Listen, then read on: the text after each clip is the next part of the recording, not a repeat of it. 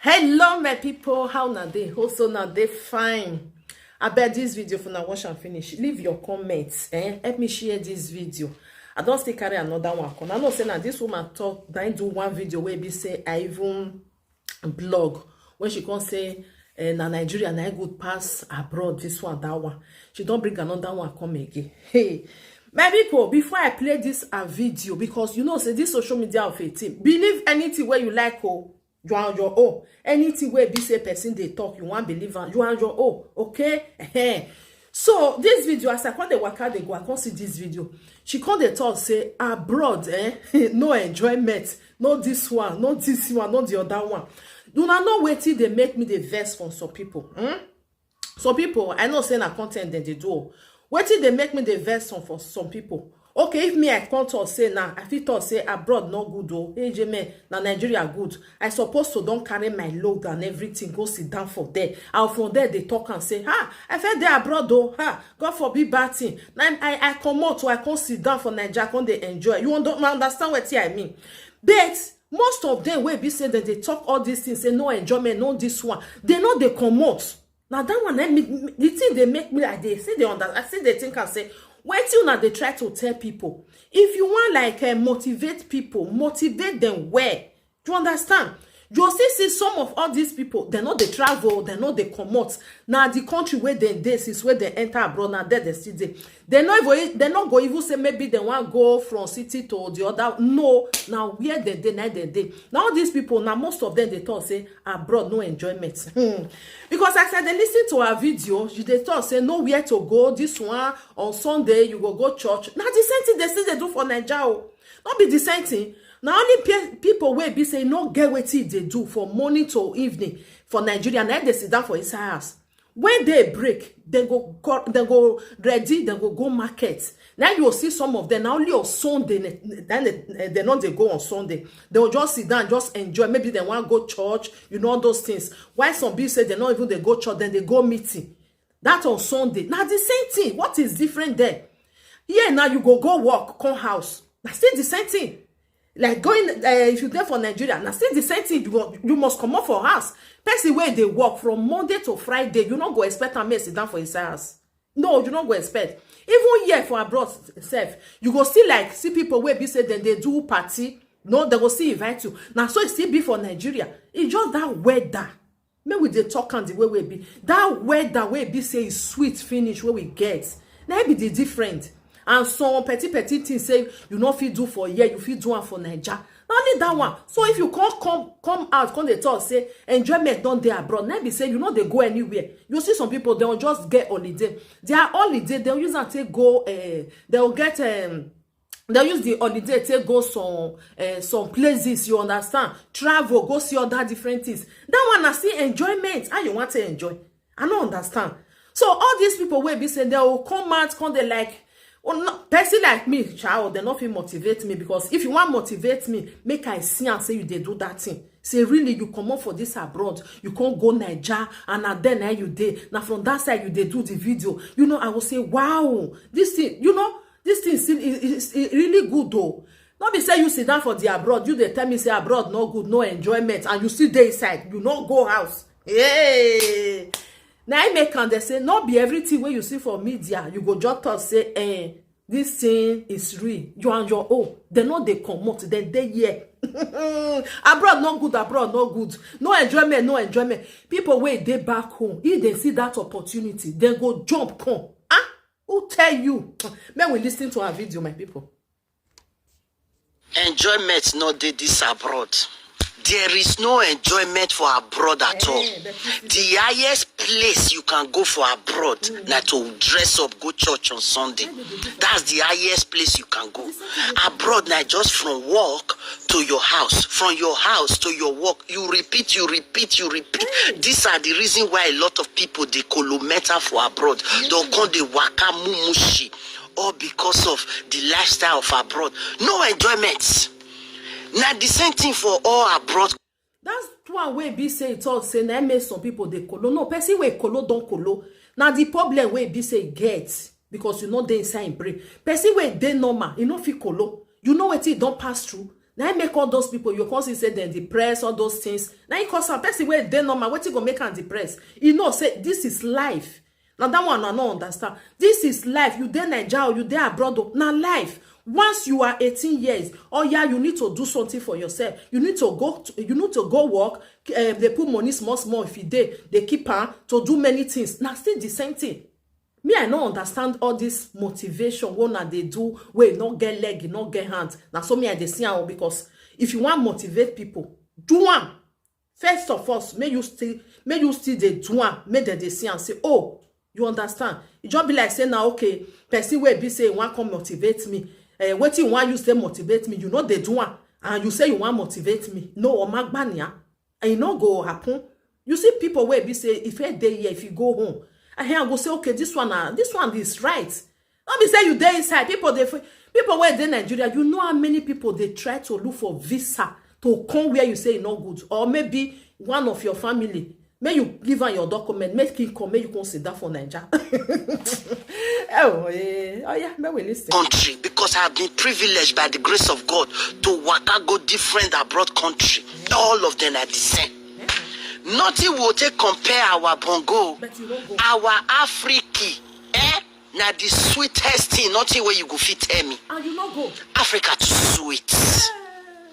Abroad there you go get your money, with your money you go get depressed. You not go know what to use your money by now to just day online, they buy rubbish where go they suck your money. Nothing. Sister, now Leo, if you get your money, you know what you're supposed to do. You can invest your money. You can buy property. You can do other things. If not genuine money, oh. Not be say you say person get money enough. Which money be say person get? I don't understand. This one, you are not motivating people. Okay? I must tell you the truth. Because according to you, say you they travel. If you they really they travel, enjoy yourself. Because if you travel, you not enjoy yourself. What you go do for the travel? Huh? I don't understand though. So all this one where be say you get the money. If you get money, not be person they get 2-3 houses for abroad because he get the genuine money. He know how he invest the money. He go get the house, put on for rent, go they enjoy, they go just the flex, they go. He did. Now know your way, not because if you know your way, you go they enjoy yourself. If you don't know your way, now you know enjoy yourself. Hey, voila. Oh yeah, let me listen. No go see you might be talked to. Abroad, yeah. No enjoyment. Oh. See, before you jackpot, you have to know this thing. I'm updating you now. If you know, say you be person where they chop life, you they like to the boboti. Come, nothing for you here if you jackpot here. Nothing. I just from your work to your house. From your house to your work. You will continue, they repeat until your brain go reset. Now that what they need now. Now be waiting they see they do for Nigeria. Oh. I be not be waiting that they do for Nigeria. You don't ever see man where be say get business. They go break for Nigeria. I go sit down for his ass. He go they play music. He go they Daniel Filogokwa. No. When they break, he go dress. Now in the evening, he go take on house. After he don't sell everything, money don't enter accounts. He go sit down. The next day, now still the same thing. Now still the same thing what they do for year. What is they different? Nothing is different. I don't understand though. If they want jackpot, you can't tell them say they non jackpot. You were there for the abroad, where you say the abroad no go, but you not go home. Make the one where one jackpot, make constant tester, make constant the talk say, you know waiting, come back home. I don't understand now. The way one tell they talk all these things, when they tell them make they not come, and those people they ready to come, take it or leave it because they know waiting. You know say this life, you know waiting you need for life. Nobody go fit tell you say do one like this, or not do one like this because why you know what you need. Person will be saying a hard working person, and if he say you want come abroad, you know if he tell and say abroad not sweet because he go still tell you say not be the same thing I they do for Nigeria. It's just that I want change something. Nigeria not easy or gbogbo this one. I want where I go they work, I go they see the money well. Now true say for year you go pay house rent, do all these things. Maybe for Nigeria you know they pay. But person will say one come, leave and make it come. It go cost it test am. If you not like him, you still feel decide say you know. You understand? But not be say you can't tell people now say make them not jackpot, but you there for inside the jackpot, you there for inside in abroad. You they tell them say more not come, you not good though. We depress for this side though. If you want depress, you depress. Now you cause your depression. If you don't want depress, you still know as you want to feel. as you wanted they happy for your life. You see people where be said, all these people where be said their head not correct again. Now wetin they cause be their self. Some people they where be say now because of husband, now because of family, gbogbo all mix together. Now they cause am. They see not because of say they go work every day and if they come house, they can't depress. If you see the Nigeria, not be sense you still go work, come house, you will still depress. I don't understand. Oh yeah, sister talk. No enjoyment for abroad. You know, today na Sunday now, if na bongo now, you go see everywhere go the boboti, everywhere go the jubilate. But see as everywhere you me fue. On Christmas period, even me, I know they celebrate Christmas. After I even know the truth, on Christmas period, a lot of people were depressed for this abroad. Nobody to talk to. I came across a man who were crying, only by himself. He said to Now the way you take dress your bed, now so you go take lie down put. Christmas for abroad because of all those children where be say then they, you know, I believe say, you know, even the day again like that. You know, say that time before for that Christmas or do agbo titi, we want go this one, we want go the other one. You can still do it here. Carry yourself, go museum, go visit many places. You can also still do it. Now see the same thing after you don't visit all this place, you go still enter your house, play your music. Nobody say you not play music because so far maybe say by 12 you don't off everything because you don't feel disturb people. Now the same thing, the way where you want to arrange am. If maybe you get some friends who feel me go out, some people they will be say then they get this appointment every weekend. You must go see people. They will go gather, eat together. What person can't need again? Not be the same thing go still do for Nigeria. Now still the same thing. Now still the same thing. Even Nigeria said they don't even get your time because they want to go find money.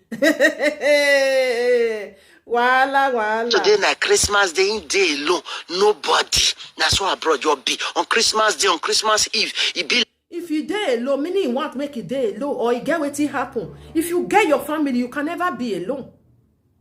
Now I make an editor say. Family, hold your family well. Your wife, your children, they are your family. Maybe that one night don't divorce the wife, don't carry another man, and now only you want come day. Now that one night they call depression. Depression must come. You see, be like Nigeria. When you see say somebody depression still they exist for Nigeria. It just that be say yeah now that they give them medicine for Nigeria. You can't see say then they crazy they go for road. Now still the same thing. The way you do the way you arrange your life. Now it be. If you arrange and wear good for Christmas. For that Christmas, what we they talk about now, say Nigeria. Who you want go visit? Not be your family member you want go visit. Now you go carry your leg, go visit. You know if you go visit another person, will not be your family. Not be that moment. If you see visit them finish, you come house. Music, you can still do it here. Some people that's all they tell they do their thing, they enjoy themselves. Maybe your brother they here or your sister or your cousin. You get together, enjoy it. Now so it still be for Nigeria. It be like by zone. Everybody enter the house. Now, where you want to see people, you just go supermarkets. Then you go see people. People go, they go up and down, they buy things. They finish, no place. Some people, even they purposely they dress, they go for metro station, train station, go sit down just to see people. Abroad, no enjoyment here. Don't be deceived. Say they come abroad, I want to come enjoy my life. What do you want to enjoy? Fine, you go see light, you go see water, but time they come and those things go even they depressed you. Nothing where you take compare our bongo. Nothing bongo too sweet. Come on, not put body, bongo too sweet. Sister, which country you did? But you did the abroad. Bongo too sweet, too enjoy. But you not go. May you go, may you from that side, they motivate people where they for this side now. I beg. Because I believe saying abroad you did. Because you talk, you not go. You say you want to motivate people. Not that one, not, you know they motivate people like that. Oh. You they mock people. All these people, not do because this way some people say they like do all these things. More now they talk and the way it be. Okay? Now see the same thing. A responsible man wey be say get family, you not go see am 24 hours for house. Now so it's still there for yeah. They go dress. Then what did they want go do? They want go find money. Now still the same for Nigeria. That on Sunday they unlock everywhere. Yeah, now some people they work from Monday to Friday. Why some they work from Monday to Saturday? 1 day off. That off day they go use that to enjoy themselves. Now it make some people that they go holiday, pack your family. Oh yeah, let's go and enjoy ourselves. That's why it still be for Nigeria. Because Amawu now it be. as abroad be na so here be. The different way be say you know see person will give you money borrow for here. If you want borrow money, you better go to bank and then I go give you that money and you go see pay them back. Now still wetin dey different. People want to enjoy their life, make they come. One are not they deceive other people. Because me I not can't tell you now say abroad not good. Now wetin I want go do for Nigeria, now I want to still do for here. I not go sit down for inside 24 hours for abroad. I not go sit down for 24 hours for inside Nigeria. Say make I just there. Unless you say you get business. Now so yes, it be. If you get business, you go feel they like you know they stress yourself too much. It's the same thing. My people, as I see this video, I need to bring out corn. Not be everything one that they see from media now they believe. Before person go tell you, use your sense, use your brain. Say you say it not good, but you did there. Why you not go house? May you from there they motivate us. May we really they see. Some people like this, if they go house now only 2 whistle. That 2 whistle or let they back. You go say I beg go Nigeria not good though. It's sweet to go. Now they go stick on the talker. That's not the truth though. People where they thought say they want go Nigeria, want go Nigeria. If they go or roulette day or where I don't black finish oh, the sun too much oh, this one enemy oh, the weather way Jesus. Anyway, my people, as I see this video, I need to bring a call. I need to love and like and share this video. God bless you as you do. Now bye bye. My opinion, your opinion, no be the same. The way I feel, the way I think, now it's also because if you want to motivate me, first start time me and the same for your body. You not start time, you say want to come motivate people. That means you are not motivating. You they deceive. Bye bye for now.